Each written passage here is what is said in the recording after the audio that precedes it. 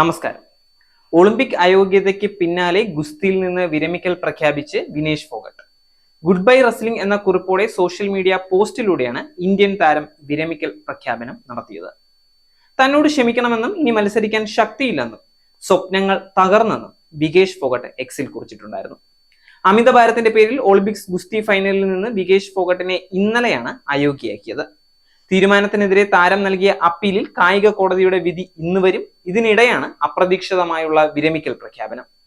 കോടതി വിധി അനുകൂലമെങ്കിൽ വിനേഷ് വെള്ളി മെഡൽ പങ്കിടും. ഗുസ്തിയിൽ ഫ്രീ സ്റ്റൈൽ 50 കിലോ വിഭാഗത്തിൽ മത്സരിച്ച വിനേഷ് ഫോഗട്ട് ഇന്ത്യയുടെ സ്വർണ്ണ പ്രതീക്ഷയായിരുന്നു.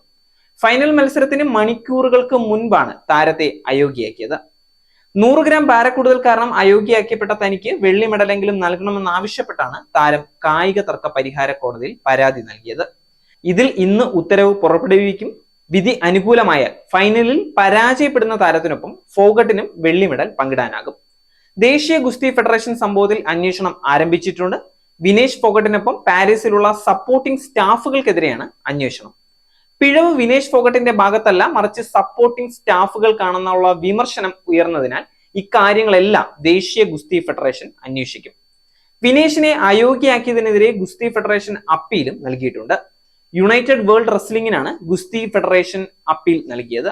വിഷയത്തിൽ ഇടപെടണമെന്ന് ഗുസ്തി ഫെഡറേഷൻ ആവശ്യപ്പെട്ടെങ്കിലും ഇക്കാര്യത്തിൽ ഒന്നും ചെയ്യാനില്ല എന്നാണ് യുണൈറ്റഡ് വേൾഡ് റെസ്ലിംഗിന്റെ നിലപാട്. അയോഗ്യതയ്ക്ക് പിന്നാലെ വിനേഷ് ഫോഗട്ടിനെ പിന്തുണച്ച് രാജ്യം ഒന്നാകെ രംഗത്തെത്തിയിട്ടുണ്ടായിരുന്നു. കോടിക്കണക്കിന് വരുന്ന ഇന്ത്യക്കാരുടെ ഹൃദയത്തിൽ വിനേഷ് ചാമ്പ്യനാണ് എന്നായിരുന്നു രാഷ്ട്രപതി ദ്രൗപദി മുർമു എക്സിൽ പറഞ്ഞത്. പാരീസ് ഒളിമ്പിക്സിൽ വിനേഷ് ഫോഗട്ടിന്റെ നേട്ടങ്ങൾ ഓരോ ഇന്ത്യക്കാരനെയും ആവേശത്തിലാക്കുന്നതാണ്. അയോഗ്യയാക്കിയപ്പെട്ടതിൽ നിരാശയുണ്ടെങ്കിലും 1.4 ബില്യൺ ഇന്ത്യക്കാരുടെ ഹൃദയത്തിൽ വിനേഷ് ഇപ്പോഴും ചാമ്പ്യനാണ് എന്നായിരുന്നു രാഷ്ട്രപതിയുടെ കുറിപ്പ്.